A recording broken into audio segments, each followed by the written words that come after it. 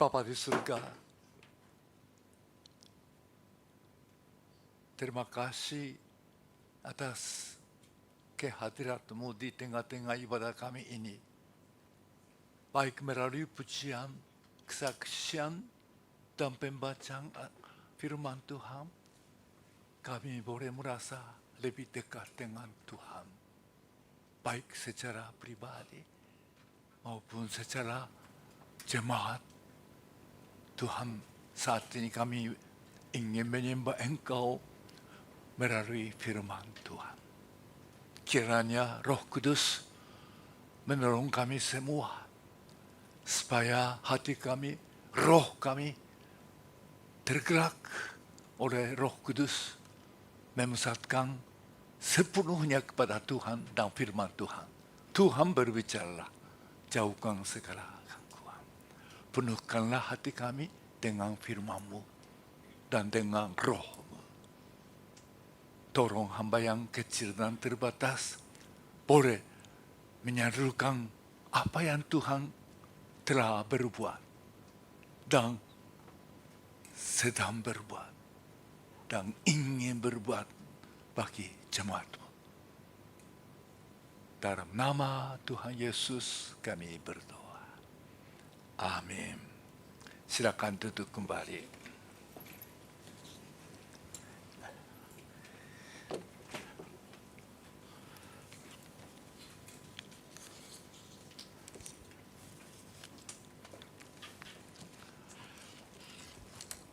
Mari kita membaca teks firman Tuhan untuk pada ibadah ini.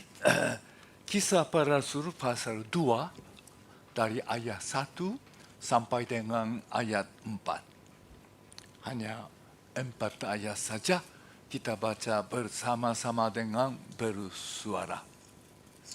1, 2, 3. Ketika tiba hari Pentakosta, semua orang percaya berkumpul di satu tempat. Tiba-tiba turunlah seperti tiupan angin yang memenuhi seluruh di mana mereka duduk. Dan tampaklah kepada mereka lidah-lidah seperti nyala api yang bertabaran dan hinggap pada mereka masing-masing. Dan lalu mulai berkata-kata dalam bahasa-bahasa lain, seperti yang diberikannya oleh Roh itu kepada mereka. Selamat hari Minggu dan selamat beribadah dalam kasih karunia Tuhan Yesus. Hari ini adalah hari Minggu khusus di dalam agama Kristen, yaitu hari peringatan Pentakosta. Hari peringatan pencurahan Roh Kudus secara khusus kepada gereja. Maka kejadian Pentakosta sangat berarti dan penting bagi gereja dan kita masing-masing. Boleh dikatakan, andai kata tidak ada Natal, tidak ada keselamatan di dunia.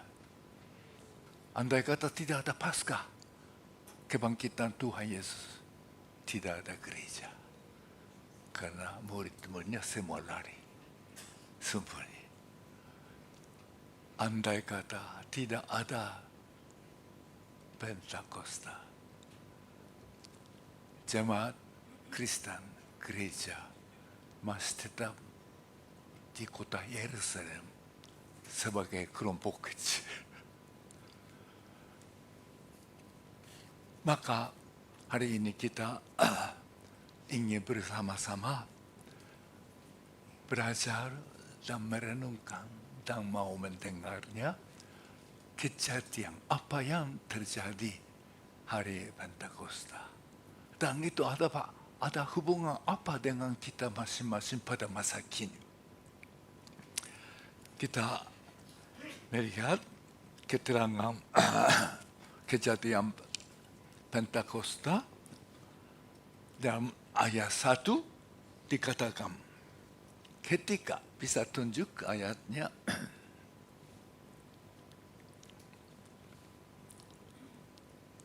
Ketika tiba hari Pentakosta. Pentakosta itu dengan bahasa Greek Pentakostes. Kalau bahasa Ibrani Shavuot, artinya minggu ke-5.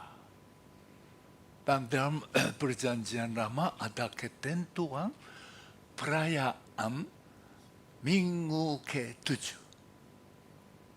Itulah dirayakan hari pertama setelah 7 minggu Paskah.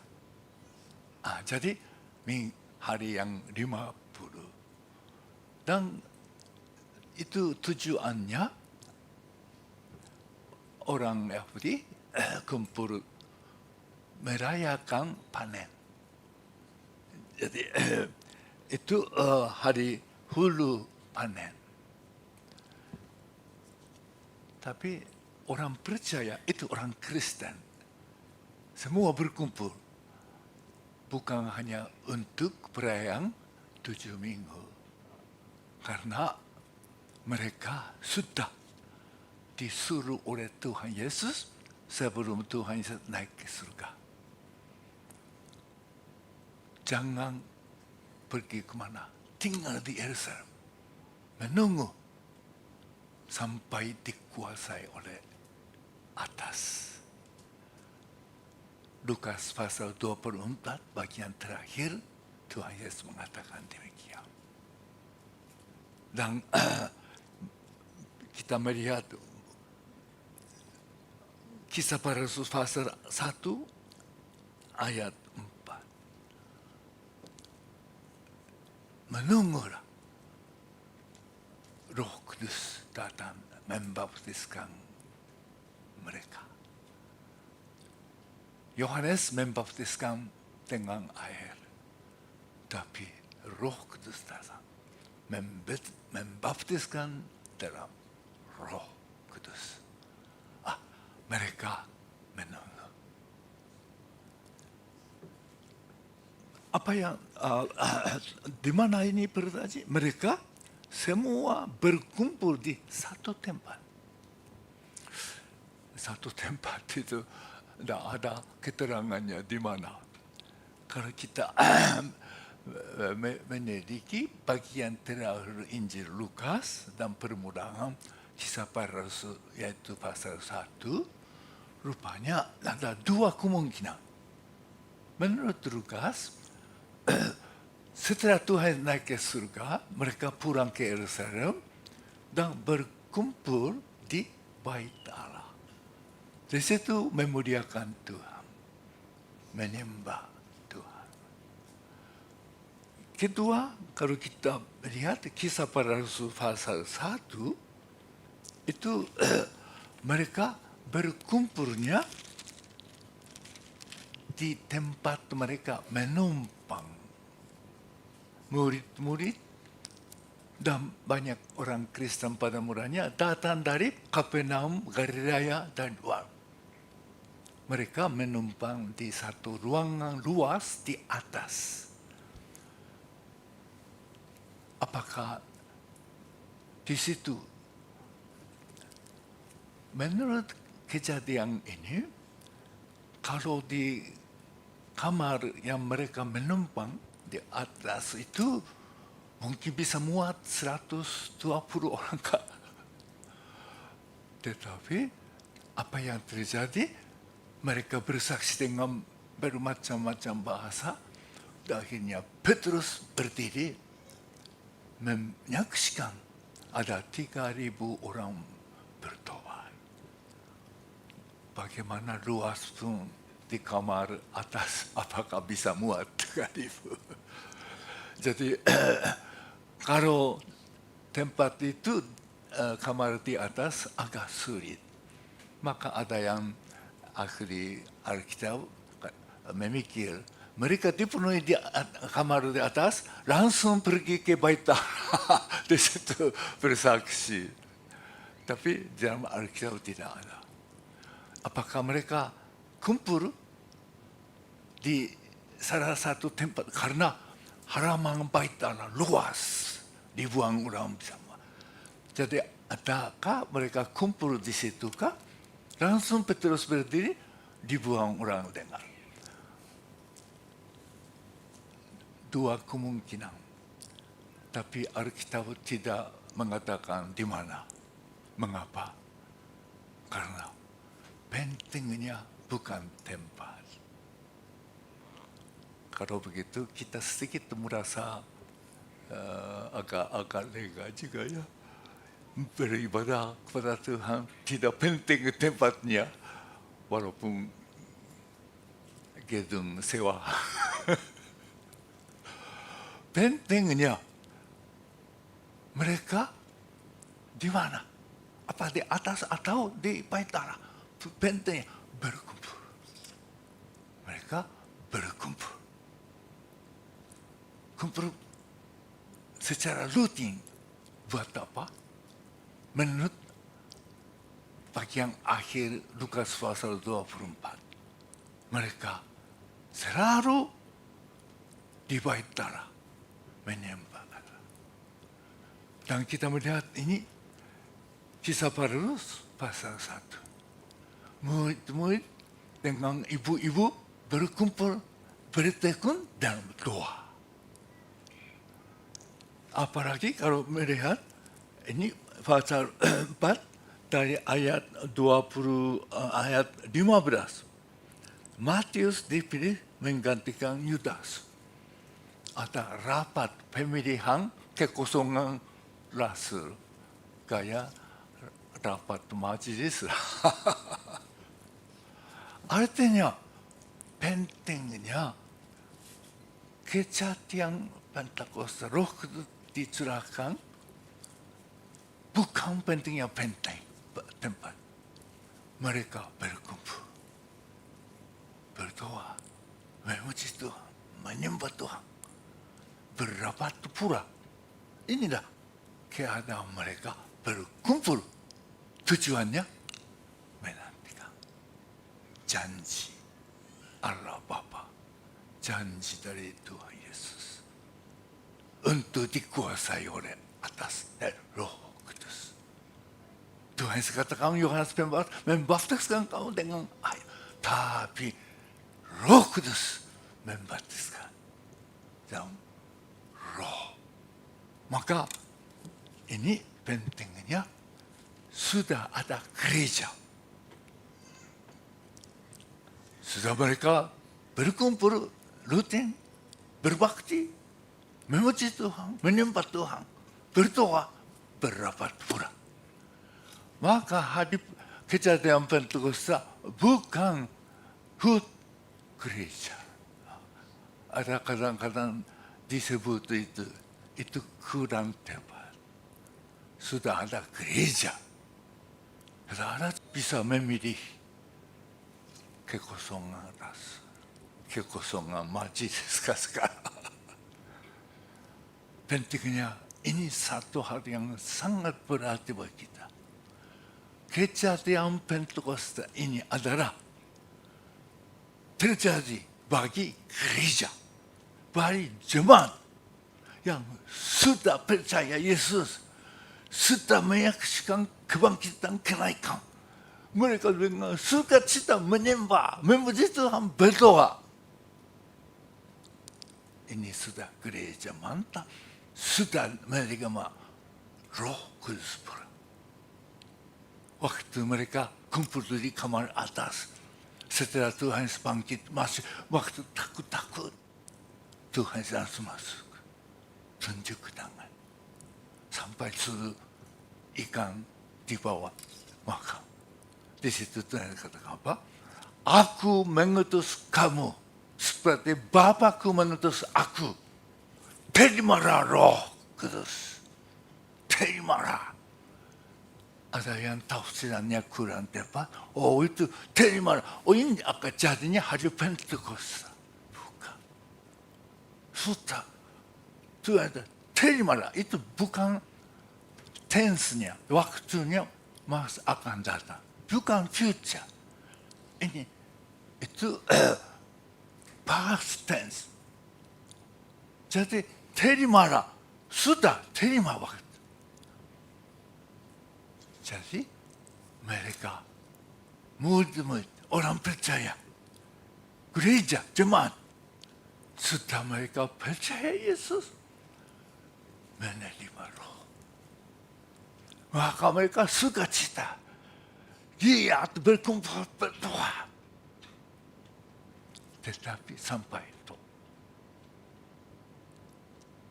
janji Tuhan Yesus adalah tunggu dia sampai dikuasai orang. Di baptis Roh Kudus itu terjadi kepenuhan Roh. Mereka baru mulai bersaksi. Baru mulai bersaksi keluar. Apa yang terjadi? Dalam ayat 2 kita melihat tiba-tiba turun dari langit suatu bunyi seperti tiupan angin keras yang memenuhi seluruh rumah di mana mereka duduk. Terjadinya tiba-tiba turun dari langit suara bunyi seperti tiupan angin keras. Apakah syuh atau goh? Begitulah penuh kamarnya, tempat mereka kumpulnya. Itu sepertinya tiupan angin. Jadi angin itu memang itu dalam Alkitab satu contoh tentang roh atau Roh Kudus. Jadi angin itu adalah umpama roh. Maka sepertinya bagaimana Elia capek mau mati di sembunyi di gua di gunung. Dia mendengar suara dari mana? Bukan dari gempa bumi, bukan dari sesuatu fenomena. Dengar suara Tuhan seperti angin sepoi-sepoi. Itu istilah angin ini diterjemahkan tadi pneuma. Itu roh. Jadi memang pneuma roh istilahnya bahasa Greka atau bahasa Ibrani ruah. Itu roh. Itu artinya angin. Jadi di sini ada suara bunyi seperti tiupan angin. Dan memenuhi seluruh rumah. Seluruh orang yang ada di situ semua itu mendengar. Dan kejadian kedua ayat 3. Dan tampaklah kepada mereka lidah-lidah seperti nyala api yang bertebaran dan hinggap pada mereka masing-masing. Tampak lidah seperti nyala, seperti lidah nyala bertebaran dan hinggap kepada mereka masing-masing. Artinya ada di situ, kalau semua percaya mungkin apakah 120 Alkitab kata itu sedikit lebih sedikit dari kita ini. Ini pentingnya leader itu artinya leader itu ada kaitan bicara, perkataan. Dan api itu dalam Alkitab sering sebagai lambang kehadiran Allah. Seperti Musa naik gunung Sinai, ada api nyala, mendekati baru tahu kehadiran. Karena ada nyala, tapi rumputnya tidak terbakar. Api itu kehadiran Allah. Di situ Musa mendengar suara. Bangsa selama 40 tahun berjalan di padang gurun, dipimpin oleh apa?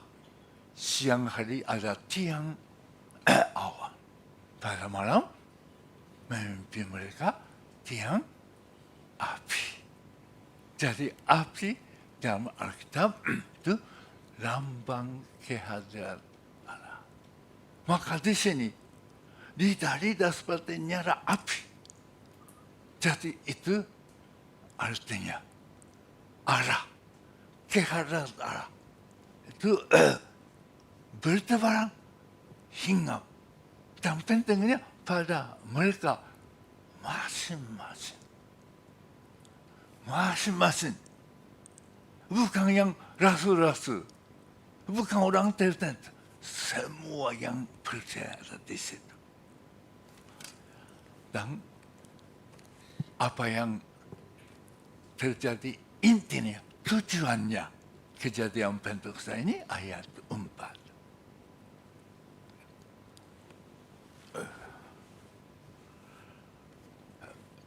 Maka penuhlah mereka dengan Roh Kudus. Lalu mereka mulai berkata-kata dalam bahasa-bahasa lain seperti yang diberikan oleh Roh itu kepada mereka untuk mengatakannya. Terima kasih. Ini hamba Tuhan setia ini. Tahu kebutuhan orang lain.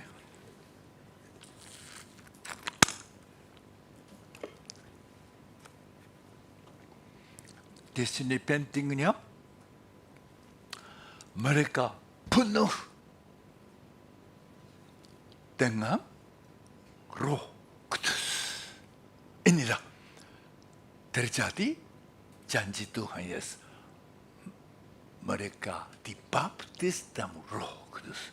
Baptisan Roh Kudus di sini dikatakan penuh Roh Kudus. Jadi baptisan mungkin hanya satu kali, tapi kepenuhan Roh Kudus itu ulang-ulang kali. Dalam kisah para rasul sendiri dan dalam sejarah gereja dan pengalaman kita. Jadi pentingnya di sini Roh Kudus penuh. Mereka langsung mulai berkata-kata dalam bahasa-bahasa lain. Bahasa lain itu rupanya bahasa macam-macam negara dan wilayah. Nanti kemudian di situ disebut orang yang mendengar itu terkejut. Karena mereka datang dari jauh-jauh, dari negara-negara dicantum kira-kira belasan negara. Mereka kumpul di Yerusalem karena hari raya 7 minggu.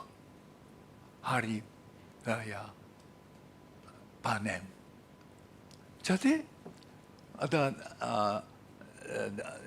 dalam kisah pasal bagian berikutnya mereka mendengar langsung kesaksian Petrus dan ada di situ disebut kami datang dari mana-mana, ada belasan negara atau wilayah. Jadi ada dikatakan kami dari Mesopotamia, Mesopotamia itu dari Palestina, Mesopotamia itu timur. Atau dikatakan kami dari Roma barat, kami dari Kapadokia, itu Pontio Kapadokia itu daerah itu sekarang Turki Asia Kecil, dan kami dari Mesir itu Mesir Selatan. Jadi yang disebut di sini nama-nama wilayah atau negara berasal itu dari Yerusalem dari timur, dari barat, dari utara sampai seluruh. Jadi inilah Roh Kudus datang secara khusus dengan kuasa. Murid-murid percaya dipenuhi langsung bersaksi. Isinya apa? Nanti mereka dengar sendiri katakan, kami dengar dengan bahasa sendiri tentang kebesaran perbuatan besar Allah. Itulah kejadian salib Tuhan Yesus dan kebangkitan dan naik ke surga. Murid-murid Petrus itulah menyaksikan itu. Jadi di sini kita memikir kejadian ini Roh Kudus secara khusus penuh kepada orang percaya. Mereka mulai bersaksi tentang Yesus telah mati di atas salib, telah bangkit dari antara, telah naik ke surga dan akan datang. Jadi ini boleh dikatakan terjadi kesaksian gereja, gerakan gereja keluar. Pertama kali inilah kejadian hari Pentakosta. Gereja yang sudah ada, tapi baru pertama kali penuh dengan Roh Kudus memberitakan Injil kepada orang yang lain. Orang yang lain ada dari seluruh dunia pada waktu itu. Tuhan Yesus janji sebelum naik ke surga, berita Injil, pertobatan disampaikan semua bangsa. Kamu adalah saksi untuk itu. Itu sudah janji. Dan kisah para rasul pasal 1 ayat 8. Kalau Roh Kudus turun, kamu penuh dengan Roh Kudus. Itu apa? Bersaksi tentang aku, tentang Yesus. Di mana? Yerusalem, seluruh Yudea, Samaria, ke ujung bumi. Ini janji Tuhan, rancangan Tuhan. Janji Tuhan Yesus. Itu sekaligus terjadi. Pada waktu itu dari dunia Romawi itu, dari seluruh daerah sudah ada. Jadi ini sebenarnya pemberitaan Injil dari Yerusalem mulai Yudea, Samaria ke negara-negara. Tapi ini dari bangsa-bangsa yang sekitar semua sudah ada wakilnya. Jadi ini apa yang boleh dikatakan, inilah misi sedunia. Memberitakan bangsa-bangsa sampai ujung bumi. Ini terjadi dengan sekejap mata, secara khusus. Inilah kejadian. Maksud kepenuhan Roh Kudus adalah supaya gereja bergerak memberitakan Injil kepada segala bangsa ke ujung bumi. Ini sekaligus terjadi sebagai hari pertama untuk melaksanakan itu dengan kuasa Roh secara khusus. Jadi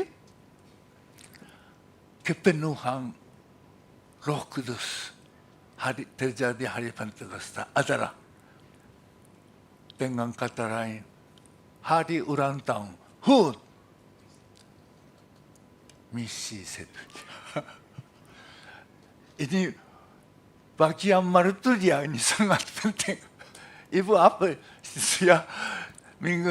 Tahun depan kita lebih buat acara khusus ya, hari Pentakosta. Karena ini HUT Marturia. Apa mengundang misionaris atau mengadakan persembahan khusus untuk misi. Kalau ada acara khusus di gereja peringatan Pentakosta, saya kira sangat baik. Karena bagaimana kita Natal, rame-rame. Berbulan-bulan sebelumnya saya siap. Wah, begitu banyak budget. Paskah, rame-rame. Tapi Pentakosta, tidak ada acara apa-apa. Padahal ada banyak orang Kristen lupa. Kadang-kadang pendeta pun lupa. Karena kurang jelas maknanya. Kalau tidak ada kejadian Pentakosta, kepenuhan Roh Kudus, gereja tetap memuji Tuhan, menyembah Tuhan, berdoa, sibuk-sibuk rapat. Itu saja. Gereja bergerak, mempengaruhi orang-orang bertobat, percaya Yesus, hidup dengan Roh Kudus. Itulah mulainya. Ini mengalir. Jadi di sini satu pengajaran hari ini yang sangat berarti kita melihat mereka dipenuhi oleh Roh Kudus dan mereka berkata-kata bahasa lain itu dengan apa ya? Karena apa? Karena seperti yang diberikan oleh Roh. Kalau penterjemahan bahasa Jepang lain itu mereka berkata bahasa lain sesuai dengan Roh. Roh mengajar, Roh memberikan. Itu mereka katakan. Jadi kita di sini sedikit perhatian secara khusus, Bapak sekalian. Mengapa di sini beda? Di situ mereka penuh dengan Roh Kudus. Tapi di sini oleh Roh itu. Dan ingat kita baca Alkitab Perjanjian Lama, di mana-mana ketemu istilah Roh, huruf besar. Hanya kadang-kadang Roh Kudus. Jadi kalau Roh Kudus adalah apa? Allah Roh Kudus dalam Tritunggal. Tapi kalau Roh itu, Roh huruf besar, kadang-kadang ada Roh huruf kecil. Ini semua bahasa aslinya sama, pneuma. Jadi mungkin kita tanpa sadar hanya baca-baca Roh, Roh Kudus kah? Kita mempelajari, diingati huruf Roh, huruf besar. Memang Roh Kudus, kata pengganti Roh Kudus. Tetapi inilah kerja di dalam roh kita. Manusia diberi roh oleh Tuhan waktu diciptakan. Tuhan meniup kepada Adam, Hawa. Itu Roh Kudus ada. Jika dia pasal 12 ayat 1 katakan Allah membentangkan dunia, seluruh dunia dan menciptakan roh di dalam manusia. Jadi sudah ada roh, itu hanya manusia saja. Berfungsi, bersekutu dengan Allah. Bergaul, bersekutu, bersama-sama hidup. Ini fungsi roh. Tetapi akibat dosa, roh itu tidak berfungsi lagi. Maka kita baca surat Efesus pasal 2 ayat 1. Kita dulu mati. Maka dikuasai oleh roh angkasa. Roh lain. Jadi manusia sudah ada roh diciptakan oleh Allah. Maka bisa hidup sama-sama dengan Allah. Karena dosa. Itulah mematikan fungsi roh.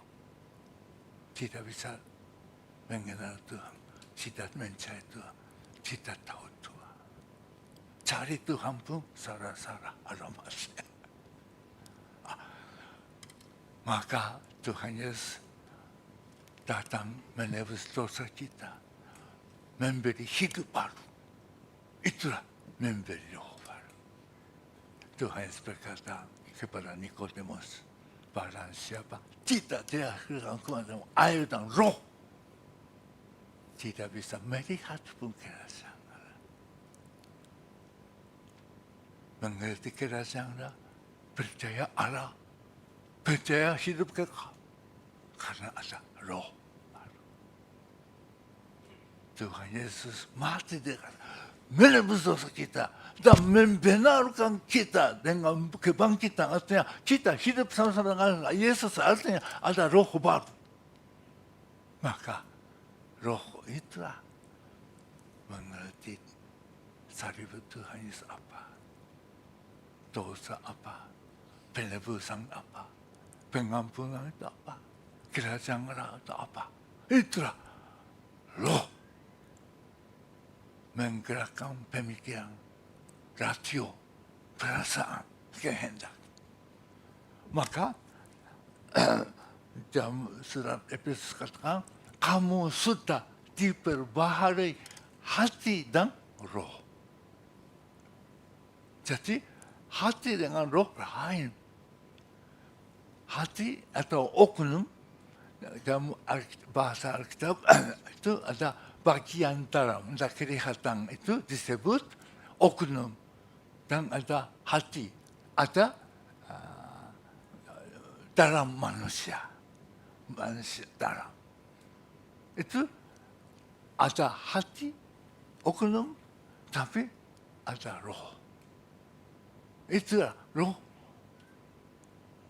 Artinya angin, menggerakkan rasio, pemikiran, bisa mengerti Allah. Perasaan digerakkan oleh roh, merasakan kasih Allah, kasih Kristus. Kehendak, roh menggerakkan, mau menuruti Tuhan. Jadi rohlah berfungsi, menggerakkan rasio, perasaan, oknum, seluruh hati, seluruh oknum, tertuju ke Allah, kepada Tuhan. Kita sudah ada roh waktu bertobat. Karena tanpa roh tidak bisa mengakui Yesus adalah Tuhan. Sudah ada. Jadi sekarang sudah ada roh. Tapi menggerakkan pikirannya apa? Sampai kumpul beribadah, memuji Tuhan, berdoa, hanya gitu. Tapi itulah memiliki. Langsung omong. Memberitakan Injil kepada orang lain. Ini inti kejadiannya. Jadi kita ketemu dengan ayat, banyak ayat-ayat memakai istilah roh. Itu huruf besar, kecil, itu Roh Kudus dan roh yang ada dalam kita. Roh Kudus seperti tiup menggerakkan roh dalam kita. Kalau jelas hal ini kita mengerti, kita berdoa penuhlah dengan roh. Roh Kudus penuh kerja melalui roh kita. Maka Tuhan Yesus janji, aku pergi, tapi penolong lagi datang, yaitu Roh kebenaran. Kalau dia datang, tetap tinggal dalam kamu. Jadi, kamu orang yang percaya Roh Allah di dalamnya. Tapi Roh itu Roh Kudus tidak kelihatan. Bagaimana seperti kadang-kadang turun seperti hujan, kadang-kadang terang, kering. Ini pengalaman kita perasa. Tapi Roh Kudus, arah Roh Kudus tetap berkuasa. Sama-sama dengan arah Bapa dan arah Anak. Khususnya itulah Roh Kudus menggerakkan Roh. Jadi fungsinya, pekerjaannya dengan Roh kita. Jadi kita ketemu istilah Roh dalam perjanjian baru, perjanjian lama, ingat, oh itu Roh Kudus dan Roh saya. Maka dipenuhi Roh Kudus juga ada dua kejadian. Roh Kudus penuh di dalam situasi khusus. Seperti dalam kisah para rasul, ingat kapan terjadi? Roh Kudus penuh, Roh penuh. Itu waktu mereka ada tekanan. Yohanes Petrus ditangkap, disidangkan. Sudah ada tekanan dengannya. Mereka berdoa, Tuhan lihatlah, berikanlah keberanian supaya kami boleh memberitakan Injil dan mengatakan mujizat. Waktu mereka berdoa demikian, tempat itu goyah dan Roh penuh. Roh Kudus penuh. Dan kita ingat waktu Paulus menghadapi tukang sihir yang hebat. Paulus penuh dengan Roh. Langsung menantang roh jahat. Waktu Petrus menghadapi orang khusus, orang bukan Yahudi, yang angkat kafir, Cornelius, ini orang Italia, pemimpin tentara Romawi. Tapi dia takut Tuhan, tapi belum tahu Tuhan Yesus. Petrus datang mendoakan. Roh Kudus mereka langsung bersaksi. Dan di Efesus, kota yang luar biasa, penuh dengan kuasa roh jahat. Itulah pusat kepercayaan itu Ratu Artemis. Ini dari seluruh Asia orang datang. Memang tempatnya luar biasa. Saya pergi Efesus kunjungi, baru ini tempat Ratu Artemis. Luas. Kira-kira 2 kali lebih luas dari lapangan sepak bola. Wah, jauh. Tapi tidak ada apa-apa. Hanya ada satu tiang dengan batu. Tapi luasnya. Dulu zaman Paulus pertama masuk ke kota Efesus, itulah luar biasa. Disitulah Paulus bertanya kepada orang baru ikut percaya, apakah terima Roh Kudus? Belum tahu Roh Kudus apa. Kami hanya dibaptis dengan nama Yohanes. Paulus mendoakan Roh Kudus penuh dengan Roh. Akhirnya terjadi mujizat di Efesus. Inilah kejadian di dalam Alkitab sendiri. Kadang-kadang Roh Kudus secara khusus penuh. Baik waktu menghadapi peperangan rohani di kota yang luar biasa kepada orang yang khusus. Ini sampai sekarang terus begitu. kalau ada kejadian revival, kebangunan rohani. Ini ada kepenuhan kecelakaan Roh Kudus secara khusus. Puji Tuhan kita gereja Indonesia sudah mengalami tahun 1965 September tanggal 20-an pas satu minggu sebelum G30S sebelum roh komunisme turun ke timur, roh kudus turun ke jemaat Maranatha Gumi di kota Soe. Saya 2 kali diundang untuk ibadah khusus peringatan Roh Kudus turun ke kota Soe. Dan ada 5 hari berturut seminar Roh Kudus. Saya langsung mendengar dari pendeta Daniel yang waktu itu memimpin ibadah. Waktu saya pertama belasan tahun lalu diundang, masih mereka dia hidup. Dan pemimpin yang dulu memimpin rombongan kesaksian itu masih ada. Apa yang terjadi? Waktu ibadah sore, hamba Tuhan masih muda, dia berkhotbah. Itu banyak tekanan-tekanan komunis. Karena daerah timur, daerah susah kan ekonomi. Disitulah jadi terang. Dan ada angin. Persis kejadian berdosa. Dan dengar suara.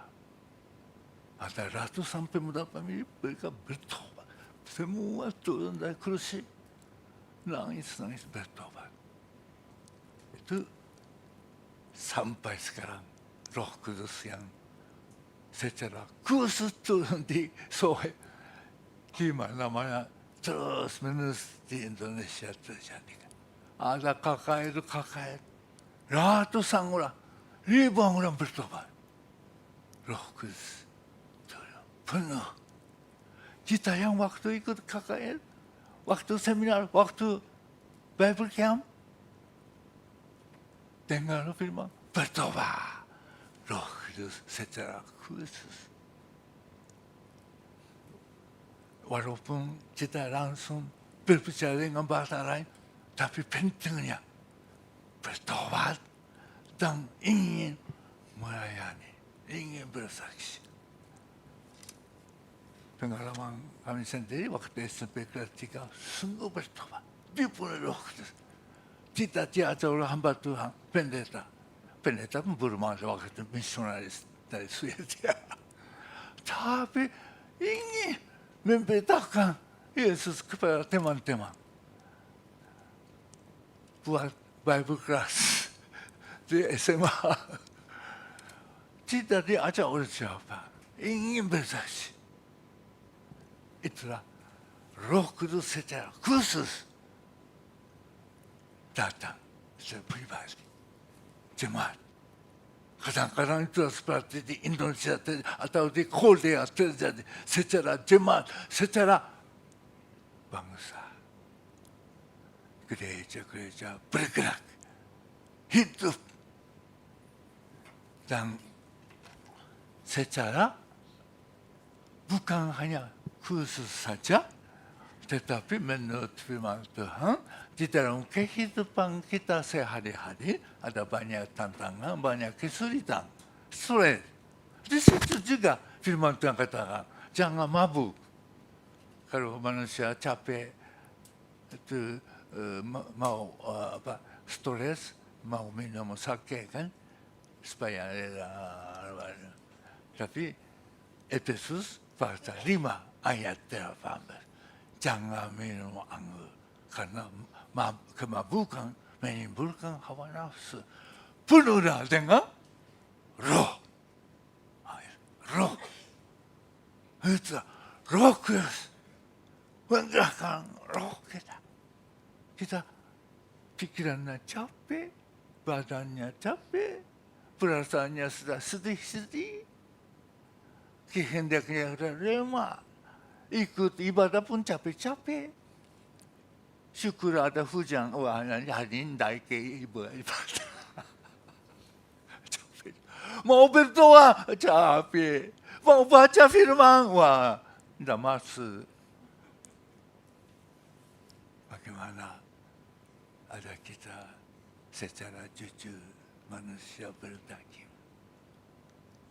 Saya pun setiap hari Minggu datang di sini minum energi untuk tubuh kuat.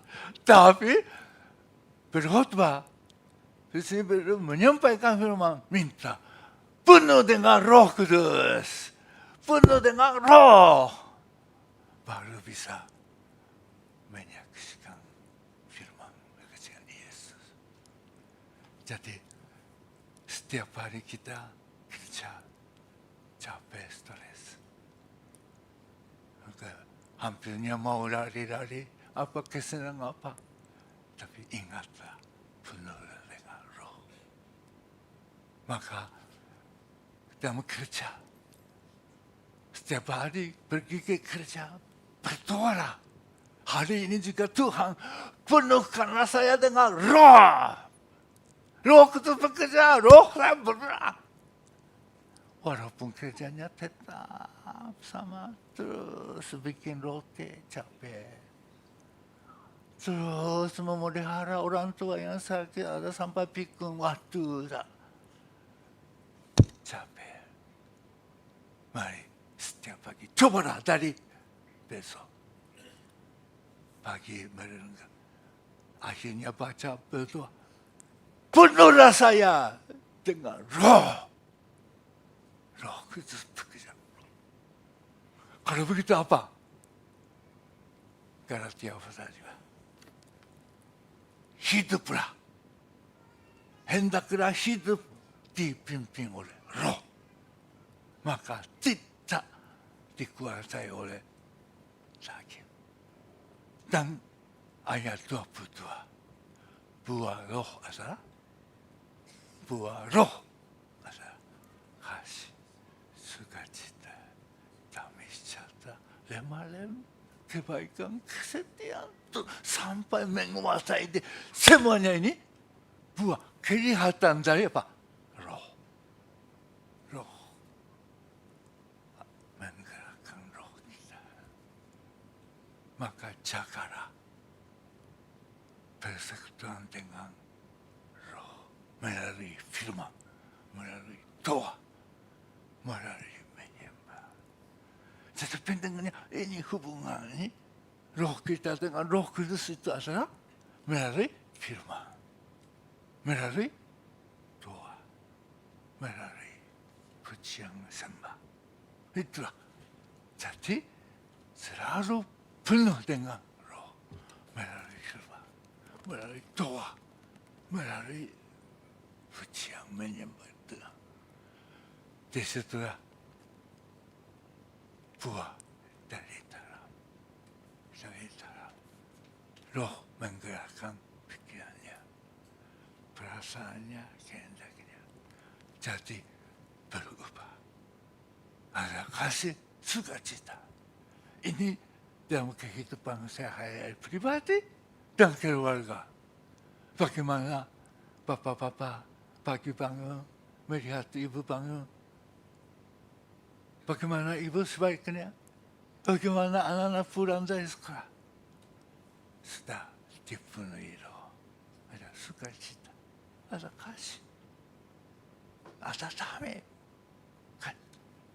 Jadi dalam kehidupan keluarga, bagaimana kalau suami melihat ibu, selalu bilang, terima kasih.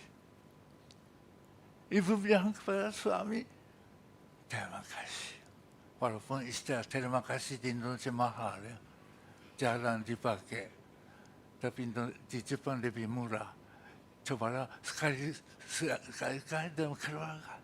Bilang, terima kasih Bu. Terima kasih Pak. Pasti hubungan. Bagaimana melihat anak pulang dari sekolah, okaeri, perlu. Anak betapa senangnya. Karena kita memikir pulang. Roh menggerakkan pemikiran, perasaan, barulah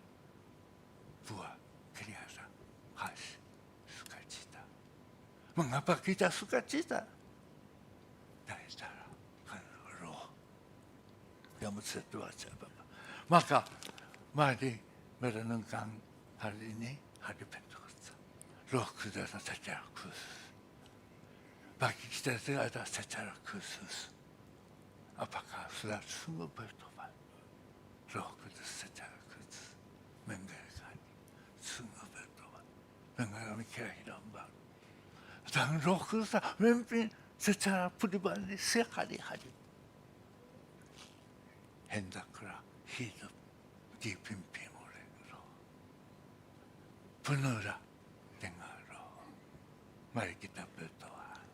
Saya mengundang Pak Pendeta member mendoakan untuk kita semua supaya kita hari ini bukan hanya belajar tentang kepenuhan Roh Kudus, tapi kita secara pribadi, secara jemaat ingin mengalaminya.